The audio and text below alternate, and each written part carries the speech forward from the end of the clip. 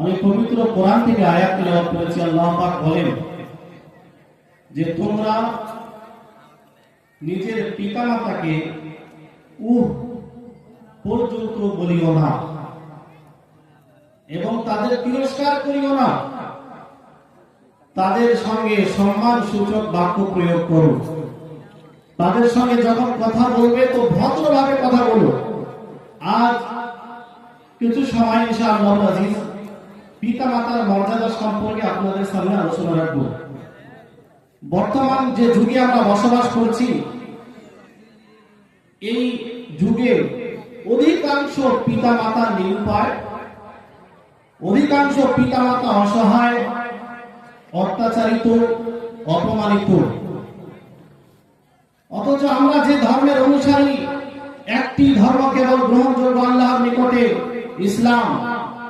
আলহামদুলিল্লাহ আমরা মুসলমান, কিন্তু আমাদের অবস্থা এই যে আমরা ইসলামের যে শিক্ষা আছে শিক্ষার প্রতি আমল করতে ছেড়ে দিয়েছি। ইসলাম পিতামাতার যে মর্যাদা কোরআন এবং হাদিসের মধ্যে বর্ণনা করেছে, সেই শিক্ষা থেকে আমরা অনেক দূরে চলে এসেছি। বর্তমান সমাজে পিতামাতার অবস্থা কি সেটা আপনারা সকলেই ভালোভাবে জানেন। আজ একজন পিতা 4 থেকে 5 জন, 6 থেকে 7 জন, 8 থেকে 10 জন, 12-13 জন পর্যন্ত সন্তান মানুষ করতে পারে। তাদেরকে সুশিক্ষা দিয়ে মানুষের মতো মানুষ করে তোলে। কিন্তু আফসোস হয় তখন যখন 6 জন ছেলে থাকার পরেও, 5 জন ছেলে থাকার পরেও একজন পিতা মাতার দায়িত্ব নিতে পারে না।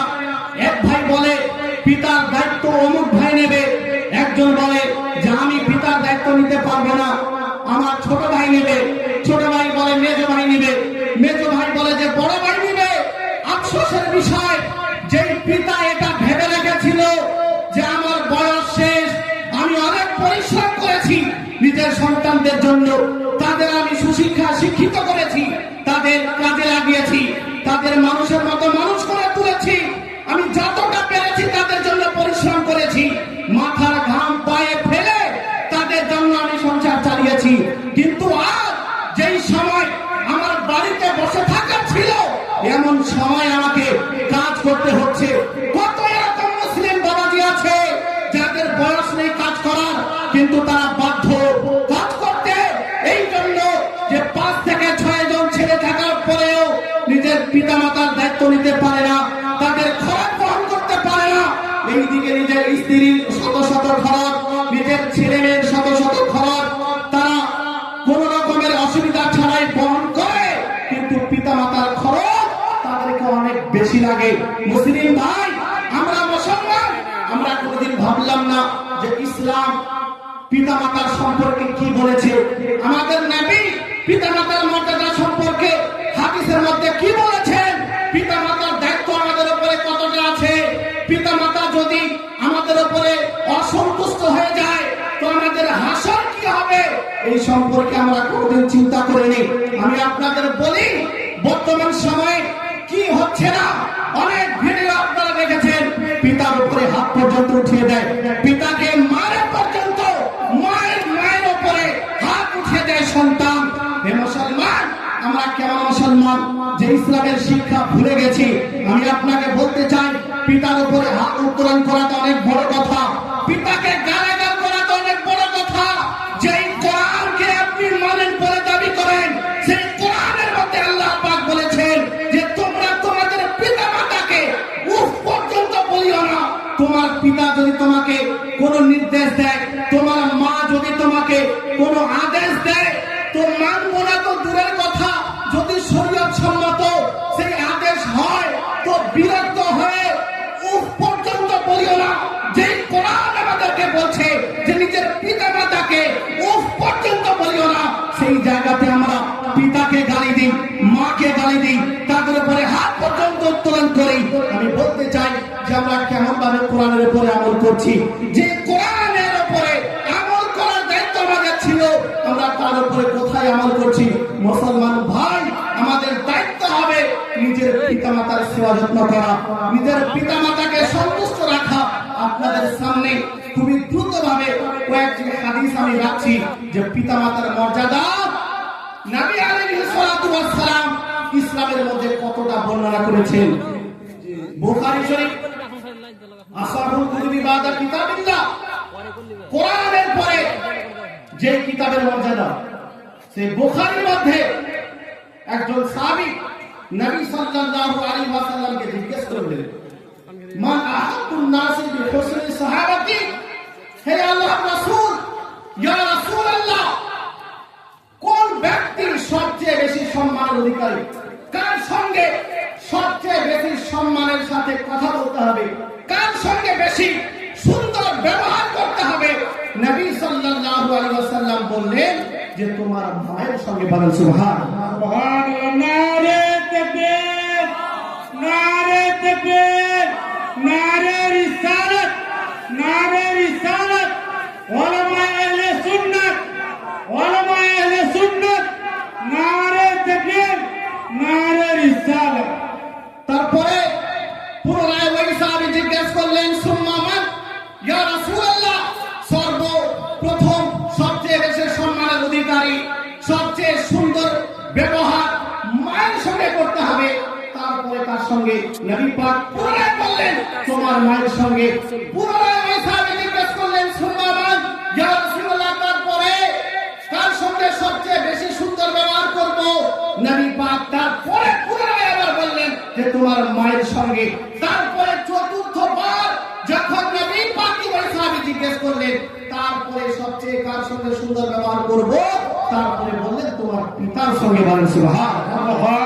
মায়ের সম্মান এতটা যে পরপর তিনবার নবী পাক মায়ের কথা বললেন যে সবচেয়ে বেশি সম্মানের অধিকার হলো তোমার মা, তোমার মায়ের সঙ্গে বেশি সুন্দর ব্যবহার তোমাকে করতে হবে, তারপরে তোমার পিতার সঙ্গে, তারপরে আপনার কি বলে বিভিন্ন মুসলমান যে যেই সম্মানের অধিকারী তাদের সঙ্গে। আমি বলতে চাই যে নবী আলাইহিস সালাতু ওয়াস সালামকে যখন জিজ্ঞেস করা হলো বিশ্বের মধ্যে মুসলমানদের মধ্যে সবচেয়ে বেশি সম্মান কার করব, তো নবী আলাইহিস সালাম বলছেন যে মায়ের সঙ্গে। কিন্তু আজ আমাদের অবস্থা কি? আমরা সকলেই অবগত। মনে রাখবেন, পুরুষের উপরে সবচেয়ে বেশি হক আছে তার মায়ের, স্ত্রীর থেকে বেশি হক আছে তার মায়ের। আর একজন স্ত্রীর উপরে সবচেয়ে বেশি হক রয়েছে তার স্বামী, তার পিতার থেকে বেশি, মায়ের থেকে বেশি স্বামীর মর্যাদা মহিলার উপরে। আর পুরুষের উপরে সবচেয়ে বেশি হক আছে তার মায়ের। কিন্তু আজ অবস্থা এই যে নিজের স্ত্রীর সমস্ত প্রয়োজন পূরণ করি তো করি, তার যে চাহিদা, ইচ্ছা, আকাঙ্ক্ষা, এক্সট্রা ভাবে যে সমস্ত ইচ্ছা, তাদেরকে আমরা ঘুরতে নিয়ে যাই। একটা শাড়ি দরকার হলে দুইটা ক্রয় করে দিই, এক ভরি সোনা থাকলে আরো 2 ভরি ক্রয় করে দিই। পিতা মাতার অবস্থা দেখুন, যে এখানে স্ত্রীর সমস্ত ইচ্ছা আমরা পূরণ করি, প্রয়োজন তো করি, ইচ্ছা পর্যন্ত পূরণ করি, শখ আমরা পূরণ করি, কিন্তু পিতা মাতার যে প্রয়োজন, সে প্রয়োজন যদি আমরা পূরণ করি, পিতা মাতার যেটা প্রয়োজন, ইচ্ছা তো দূরের কথা, তাদের আকাঙ্ক্ষা, তাদের চাহিদা তো আলাদা, তাদের যেটা প্রয়োজন, বর্তমান সময়ে অধিকাংশ মুসলমান নিজের পিতা মাতার প্রয়োজন পর্যন্ত পূরণ করতে পারে না। এই আমাদের মুসলমানদের অবস্থা। নবী সাল্লাল্লাহু আলাইহি ওয়াসাল্লাম ওই সমস্ত হতভাগা মুসলমানদের জন্য বদদুয়া পর্যন্ত করেছেন যারা নিজের পিতা মাতাকে সন্তুষ্ট করতে পারে না, পিতা মাতাকে পাওয়ার পরেও নিজের পিতা মাতাকে রাজি করতে পারে না। এই রকমের হতভাগা মুসলমানদের জন্য নবী আলাইহিস সালাম বদদুয়া পর্যন্ত করেছেন। আপনি মুসলিম শরীফ উঠান, কিতাবুল বিরর ওয়াসিলা ওয়াল আদব, হাদিস নম্বর 9 এর মধ্যে একটি হাদিস বর্ণিত হয়েছে। নবী আলাইহিস সালাম বলেন, রহিমা আনফুহু, রহিমা আনফুহু, রহিমা আনফুহু, ওই ব্যক্তি লজ্জিত হোক, ওই ব্যক্তি লজ্জিত হোক, ওই ব্যক্তি লজ্জিত হোক। কিলা মান ইয়া রাসূলুল্লাহ, নবী আলাইহিস সালামকে জিজ্ঞেস করা হলো, ইয়া রাসূলুল্লাহ, আপনি কার জন্য এই দোয়া করছেন যে লজ্জিত হোক? নবী সাল্লাল্লাহু আলাইহি ওয়াসাল্লাম বললেন, মান আদরাকা ওয়ালিদাইহি ইনদাল কিবারি আহাদাহুমা আও কিলাহুমা সুম্মা লাম ইয়াদখুলুল জান্নাহ। আমি ওই রকম মুসলমানের জন্য বদদুয়া করছি যে বয়স্ক অবস্থায় নিজের পিতা মাতাকে পেল, উভয়কে পেল অথবা কোনো একজনকে পেল, পিতাকে পেয়েছে অথবা মাকে পেয়েছে, আর তাদেরকে সন্তুষ্ট করে জান্নাতে প্রবেশ করতে পারলো না, এই রকম ব্যক্তির জন্য আমি লজ্জিত হওয়ার দোয়া করছি। নবী সাল্লাল্লাহু আলাইহি ওয়াসাল্লাম যার জন্য এই লজ্জিত হওয়ার দোয়া করে দেবেন, কে আছে যার দোয়ার বরকতে সে সম্মান পেতে পারে? কেউ নেই। আর আমাদের যদি বেহাল দশা হয়ে থাকে, আমরা যদি সমাজের লজ্জিত হয়ে থাকি, তো আমাদের চিন্তা করা উচিত এর পিছনে কোথাও না কোথাও এটা তো নয় যে আমাদের পিতামাতা আমাদের উপরে অসন্তুষ্ট হয়ে আছে, আমাদের পিতামাতা আমাদের উপরে নারাজ হয়ে আছে। যদি এরকম অবস্থা হয়, তো আমরা সবচেয়ে হতভাগা। আমাদের কর্তব্য নিজের পিতামাতাকে রাজি করা। নবী সাল্লাল্লাহু আলাইহি ওয়াসাল্লাম আর একটা হাদিসের মধ্যে বললেন, রিদাল রাব্বি ফি রিদাল ওয়ালিদ ওয়া সাখাতুর রাব্বি ফি সাখাতিল ওয়ালিদ। নবী আলাইহিস সালাম বললেন যে পিতামাতার সন্তুষ্টিতেই আল্লাহ পাকের সন্তুষ্টি। আর আল্লাহকে সন্তুষ্ট করার জন্য আপনি নামাজ আদায় করেন, আল্লাহকে সন্তুষ্ট করার জন্য আপনি রোজা রাখেন, আল্লাহকে সন্তুষ্ট করার জন্য আপনি হজ করেন, আল্লাহকে সন্তুষ্ট করার জন্য আপনি যাকাত প্রদান করেন। কিন্তু শুনেন, এই সমস্ত আমল করার পরেও যদি নিজের পিতামাতাকে রাজি না করেন, তো আল্লাহ পাক আপনার ইবাদত পর্যন্ত নিজের দরবারে কবুল করবেন না। পিতামাতাকে অসন্তুষ্ট করার কারণে আল্লাহ পাক ইবাদত পর্যন্ত মুখে ছুঁড়ে মেরে দেন। নবী আলাইহিস সালাম বললেন যে আল্লাহ পাককে যদি সন্তুষ্ট করতে চাও প্রকৃতপক্ষে, তো নিজের পিতামাতাকে সন্তুষ্ট করো। আর পিতামাতাকে যদি সন্তুষ্ট না করতে পারো, পিতামাতা যদি নারাজ হয়ে যায়, তো আল্লাহ পাক নারাজ হয়ে যায়। আল্লাহ পাক নারাজ হয়ে যায়। তো আমাদের অবস্থা কি? যদি হজ করে নিয়েছি, যদিও নামাজি, কিন্তু পিতামাতার সঙ্গে যদি বিচ্ছেদ হয়ে গেছে, আমাদের সম্পর্ক নেই, তো আমাদের কি অবস্থা হবে হাসরের দিন? এটা আমাদের ভাবা উচিত। নবী আলাইহিস সালাম বললেন, পিতামাতা এমন জিনিস, হুমা জান্নাতুকা ওয়া নারুকা। তোমাদের পিতামাতাই তোমাদের জন্য জান্নাত, আর তোমাদের পিতামাতাই তোমাদের জন্য জাহান্নাম। পিতামাতাকে যদি সন্তুষ্ট করতে পারো, তাদেরকে রাজি করতে পারো, তো পিতামাতাই তোমাদের জন্য জান্নাত হয়ে দাঁড়াবে। আর পিতামাতাকে যদি অসন্তুষ্ট করে ফেলো, তো এই পিতামাতাকে অসন্তুষ্ট করার কারণে তোমাদেরকে জাহান্নামের আগুনের মধ্যে যেতে হবে। মুসলমান, আমাদের চেষ্টা করতে হবে, কিন্তু চেষ্টা না, অনিবার্য আমাদের উপরে যে নিজের পিতা মাতার সেবা যত্ন করা, তাদের যে দায়িত্ব সেটা পূর্ণ করা। একবার দূর পাক করে তারপরে এগিয়ে যাবো। আল্লাহুম্মা সাল্লি আলা সাইয়্যিদিনা মাওলানা মুহাম্মদ ওয়া আলা আলি সাইয়্যিদিনা ওয়া আলা আলি সাইয়্যিদিনা মাওলানা মুহাম্মদ সাল্লাল্লাহু তাআলা আলাইহি ওয়াসাল্লাম। যারা সাহাবী, তাদের ব্যাপারে আপনারা হয়তো শুনেছেন যে তারা হলেন নিশ্চিত রূপে জান্নাতি। বলেন সুবহানাল্লাহ। যত সাহাবী আছে তাদের সঙ্গে আল্লাহ পাক কোরআনের মধ্যে ওয়াদা করে নিয়েছেন যে আল্লাহ পাক তাদেরকে জান্নাত দান করবেন। নবী আলাইহিস সালাম বলেন, লা তামুসুন নার মুসলমান রানি আও রামার রানি, যে ওই মুসলমানকে দোজখের আগুন স্পর্শ করতে পারবে না যে আমাকে দেখেছে অথবা আমার দর্শনকারীকে দেখেছে। মানে নবী পাককে যদি কেউ দেখে নেয় মুসলমান অবস্থায়, তাকে দোজখের আগুন স্পর্শ করবে না।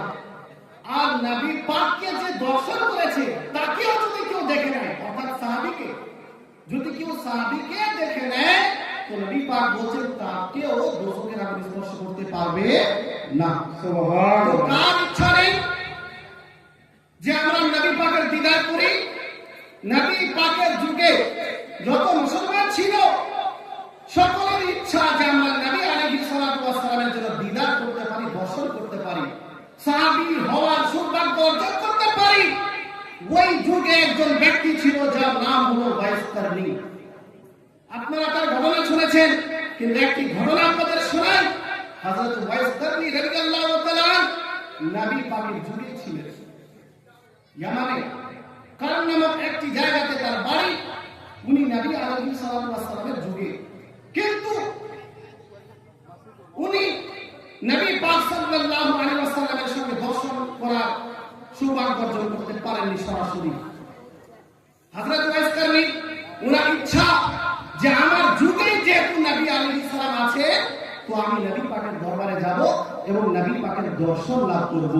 কিন্তু ওনার বাড়িতে ওনার বয়স্ক মা রয়েছে। হযরত ওয়াইস কারনী নিজের মায়ের সেবা যত্ন করতে ব্যস্ত।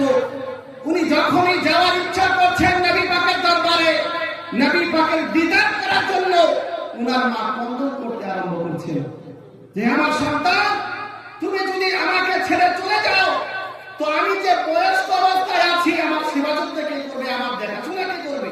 যদি তুমি নবীর দরবারে যাও, তো আমার দায়িত্ব কে গ্রহণ করবে? কয়েকবার যাওয়ার প্রস্তুতি নেওয়ার পরেও হযরত ওয়াইস কারনী সফর পরিত্যাগ করেছেন, শুধুমাত্র নিজের মায়ের সেবা যত্নের কারণে। এই যে নিজের মায়ের সেবা যত্নে সে লিপ্ত, এমত অবস্থায় নবী আলাইহিস সালাতু ওয়াস সালাম দুনিয়া থেকে বিদায় নিলেন।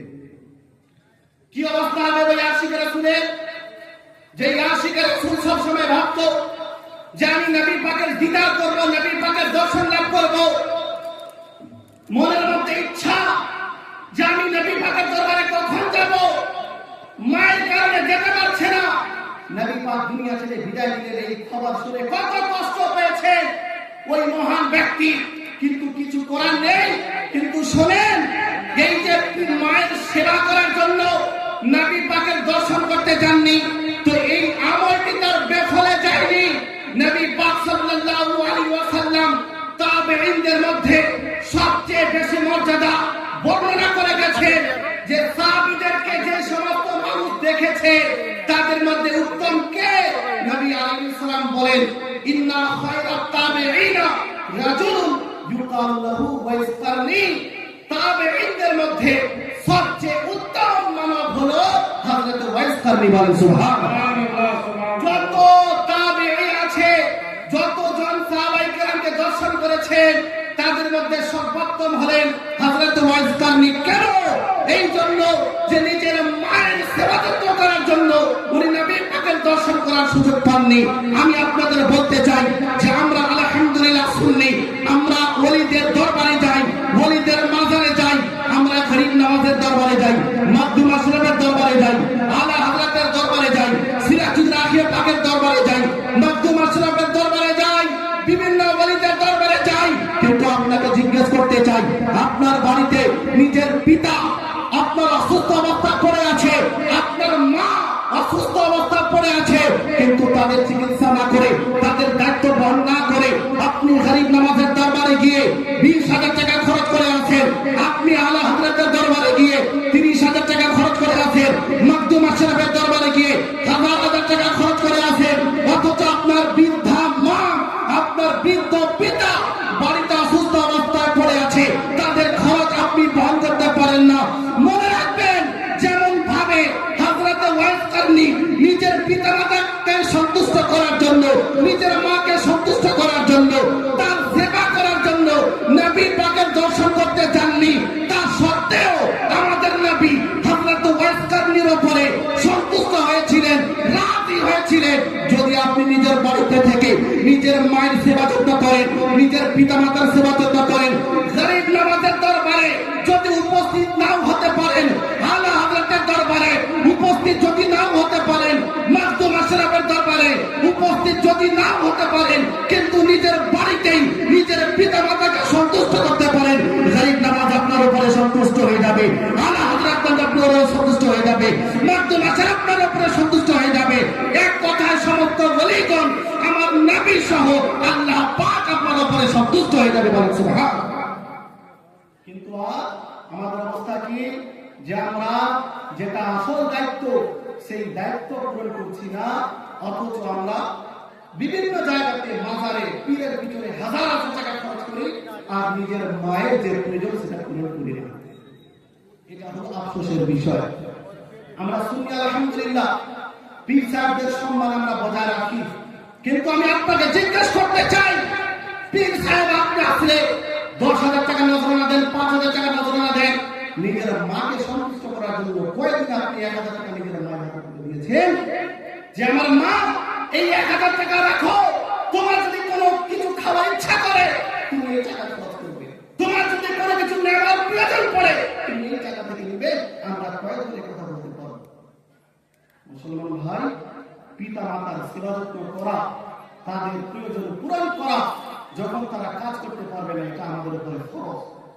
ফরজ এটা, যেমন নামাজের উপরে ফরজ, পরিত্যাগ করলে গুনাহগার হবেন, তদ্রূপ ভাবে বয়স্ক অবস্থায় পিতা মাতার সেবা যত্ন যদি না করেন, পিতা মাতার যে দায়িত্ব সেটা যদি বহন না করেন, তো আপনি চরম পর্যায়ের গুনাহগার হবেন।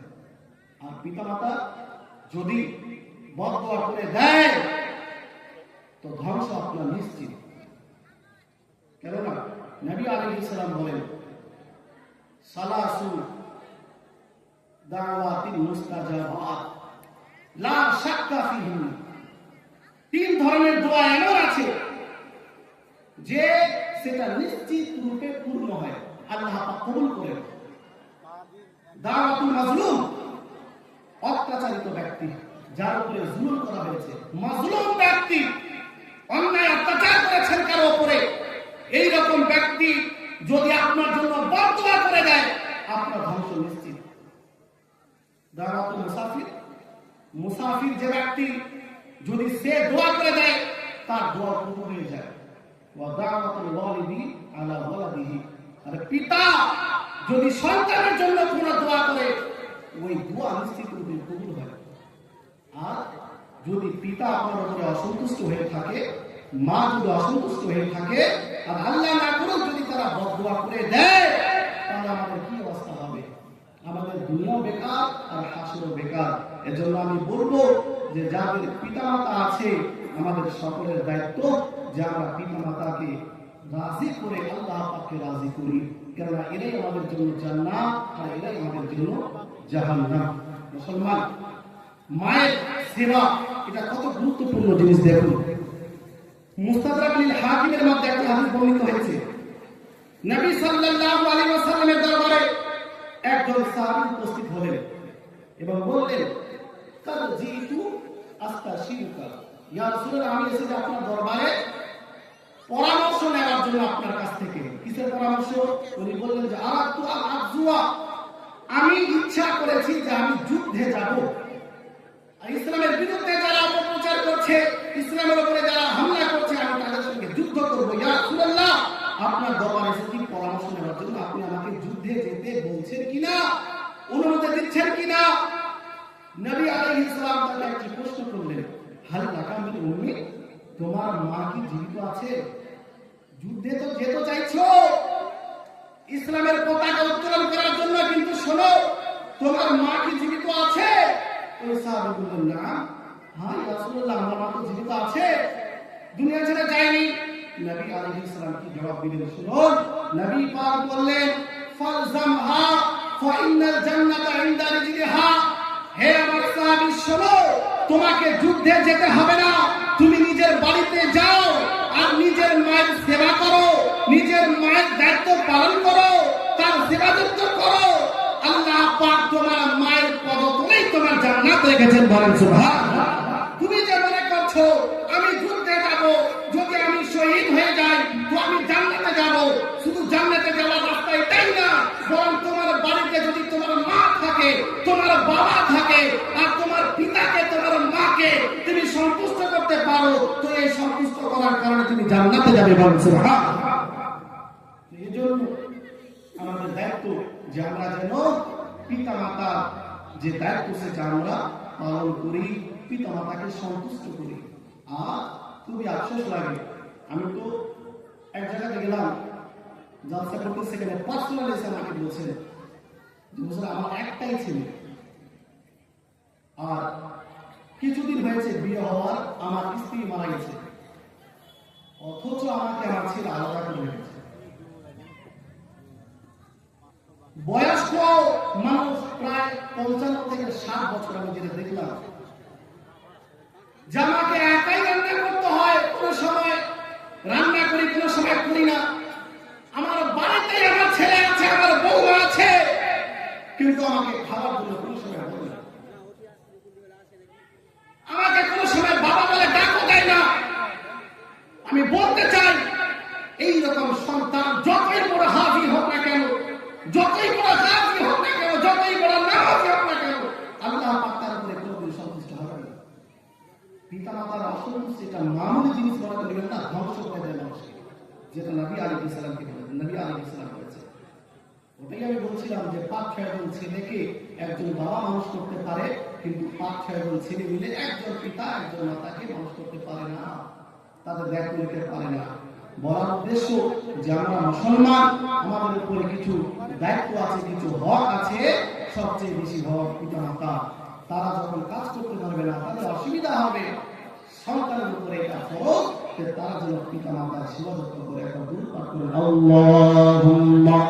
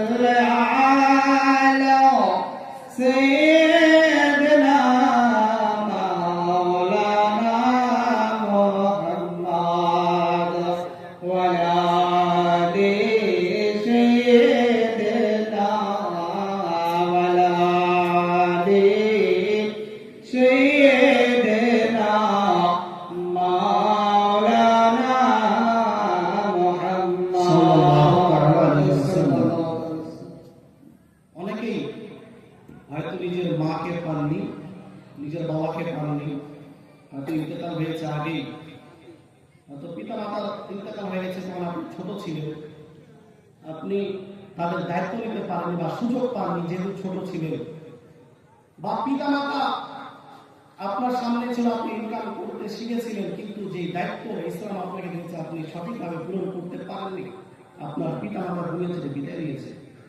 এখন কি কোনো অবস্থা আছে যে আপনি আপনার পিতা মাতাকে রাজি করতে পারবেন? হয়তো তখন সঠিকভাবে দায়িত্ব পালন করেননি, এখন কি সুযোগ আছে কিনা যে এখন আপনার পিতা কবরে, আপনার মা কবরে, তো এখন সন্তুষ্ট করার কোন সুযোগ আছে কিনা? এটা মনে রাখবেন সর্বপ্রথমে যে পিতা মাতার কারণে আল্লাহ পাক মানুষের গুনাহ পর্যন্ত ক্ষমা করে দেয়। পিতা মাতার কারণে গুনাহকেও ক্ষমা করে দেয়। একজন সাহাবী নবী আলাইহিস সালাতু ওয়াস সালামের দরবারে উপস্থিত হলেন, তিনি বললেন, ইয়া রাসূলুল্লাহ, আসাবতু যুলমান আযীমা, আমি বিশাল বড় ভুল করে ফেলেছি, আমার দ্বারা বড় গুনাহ হয়ে গেছে, ইয়া রাসূলুল্লাহ, হাল্লি তওবা, আমার জন্য কি তওবা আছে, আমার জন্য কি ক্ষমা আছে? আল্লাহ পাক কি আমাকে ক্ষমা করবেন? আমার দ্বারা বড় ভুল হয়েছে, আমি বড় ভুল করে ফেলেছি। নবী আলাইহিস সালাম বললেন, আল্লাহ কামিল মুমিন, তোমার মা কি জীবিত আছে? ওই সাহাবী বললেন, না ইয়া রাসূলুল্লাহ, আমার মা তো জীবিত নেই, ইন্তেকাল করেছেন।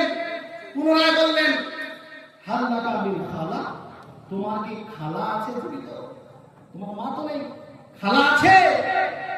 ওই সাহাবী বললেন, নাম ইয়া রাসূলুল্লাহ, আমার খালা জীবিত আছে। নবী পাক বললেন, সাবিল্লাহ, তাহলে তুমি তোমার খালার সঙ্গে সৎ ব্যবহার করো। তোমার মা যেহেতু নাই, তুমি যদি তোমার খালাকে সন্তুষ্ট করতে পারো, তো আল্লাহ পাক তোমার মাকে তোমার উপরে সন্তুষ্ট করে দেবেন। বলেন সুবহানাল্লাহ। বুঝা কি গেল যে যদি মা থাকে তো মা আপনার গুনাহকে ক্ষমা করার জন্য সহযোগী হয়ে দাঁড়ায়। গুনাহ করেছেন, কিন্তু মাকে যদি আপনি রাজি করে নিতে পারেন, আল্লাহর দরবারে তওবা করে ইস্তেগফার করেন, ওই মায়ের খিদমত করার জন্য, মায়ের সেবা যত্ন করার জন্য আল্লাহ আপনার গুনাহকে ক্ষমা করে দেবেন। এজন্য যদি আপনার মা জীবিত আছে আর আপনি গুনাহগার, তো আপনার মায়ের সেবা যত্ন করেন, তওবা ইস্তেগফার করেন, আল্লাহ পাক আপনার উপরে রাজি হয়ে যাবে। কিন্তু যদি মা জীবিত না থাকে, বাবা জীবিত না থাকে, তো কি অবস্থা, কি করবেন আপনি? তো নবী আলাইহিস সালাতু ওয়াস সালামের দরবারে একজন সাহাবী উপস্থিত হলেন আর জিজ্ঞেস করলেন, ইয়া রাসূলুল্লাহ, আমার পিতা মাতার ইন্তেকালের পূর্বে তাদের সঙ্গে সৎ ব্যবহার করতাম, ভালো ব্যবহার করতাম। কিন্তু এখন তারা দুনিয়া ছেড়ে বিদায় নিয়েছেন, এখন কি কোনো অপশন আছে? আমার ইচ্ছা করছে আমি এখনো তাদের সঙ্গে সৎ ব্যবহার করি, ভালো ব্যবহার করি। তো এর কি কোনো অপশন আছে?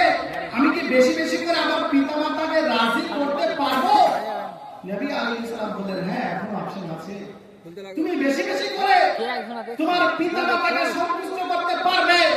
কি অপশন? তার পূর্বে একটি কথা বলে দিই যে আজ কিছু মাওলানা, কিছু নামধারী সাহেব এ কথা বলতে আরম্ভ করেছে যে মৃত ব্যক্তির কোন রকমের কোন উপকার করা যাবে না, মারা গেল, শেষ হয়ে গেল। তারা দুনিয়াতে যা কিছু করেছিল তারই প্রতিফল কবরে পাবে। তাদের কাছে সন্তান কোনো নেকি পাঠাতে পারবে না। সুতরাং এই চেহারা অঞ্চল সব বাৎসরিক করে কোনো লাভ নেই। পিতা মাতা যা করেছিল সেটাই পাবে, সন্তানের কৃত আমলের কোনো ফলাফল তারা পাবে না। এই কথা অনেকেই বলছে, কিন্তু আপনাকে আমি বলতে চাই, বিশেষ করে এরা একটা কথা বলে যে ইবাদত দুই ধরনের, বিশেষ করে শারীরিক ইবাদত আর একটি হলো আর্থিক ইবাদত। আর একটি হলো শারীরিক ইবাদত এবং আর্থিক ইবাদতের মাজমুআ। ইবাদত সাধারণত তিন ধরনের। টাকা দান করে আপনি ইবাদত করতে পারেন, যেমন যাকাত। টাকা দান করেন আল্লাহর রাস্তায়, তো আপনার যাকাত আদায় হয়, আপনি নেকি পান। আর একটা হলো শারীরিক ইবাদত, যেমন আপনি নামাজ আদায় করেন, রোজা রাখেন, এটা হলো শারীরিক ইবাদত। আরেকটি ইবাদত আছে যে ইবাদতের মধ্যে শারীরিক ইবাদত পাওয়া যায় আর আর্থিক ইবাদতও পাওয়া যায়, যেমন হজ। হজে টাকাও মানুষের খরচ হয় আর ওখানে কিছু শারীরিক ইবাদত, যেমন তাওয়াফ, সাফা মারওয়াতে চক্কর লাগানো ইত্যাদি। তো এটা হলো এমন একটি ইবাদত যার মধ্যে আর্থিক ইবাদতও আছে আর শারীরিক ইবাদতও আছে। আর কিছু লোক বলছে যে আর্থিক ইবাদতের মাধ্যমে মৃত ব্যক্তির উপকার তো করা যাবে, কিন্তু শারীরিক ইবাদতের মাধ্যমে কোনো উপকার করা যাবে না। অর্থাৎ যদি কেউ চায় যে আমি নামাজ পড়বো আর ওই নামাজের দেখে আমার পিতা মাতার কাছে পাঠাবো, তো কোনো লাভ নেই, এই সওয়াব পৌঁছাবে না। যদি কেউ রোজা রাখে আর ওই সওয়াব পিতা মাতার কাছে পাঠাতে চায়, তো পৌঁছাবে না। অথচ এটা স্পষ্টভাবে হাদিস বিরোধী কথা। যেমন ভাবে আর্থিক ইবাদতের মাধ্যমে, অর্থাৎ টাকা দান করে পিতা মাতার কাছে নেকি পাঠাতে পারে, তদ্রূপ ভাবে শারীরিক ইবাদতের মাধ্যমেও পিতা মাতার কাছে নেকি পাঠাতে পারেন। বলো সুবহানাল্লাহ।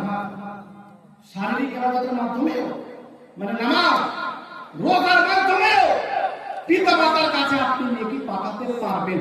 এ প্রসঙ্গে একটি হাদিস বুখারী শরীফ থেকে, বুখারী শরীফ প্রথম খণ্ড পেজ নম্বর 103 এর মধ্যে একটি হাদিস বর্ণিত হয়েছে মা আয়েশা সিদ্দিকা রাদিয়াল্লাহু তাআলা আনহা থেকে।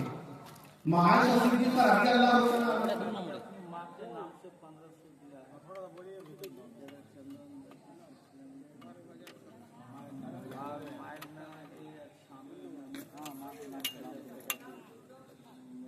একজন মায়ের জন্য 15 টাকা, একজন 50 টাকা আর একজন 100 টাকা দিয়েছেন আল্লাহ। মায়ের নামে স্বামীর নামে দিয়েছেন আল্লাহ।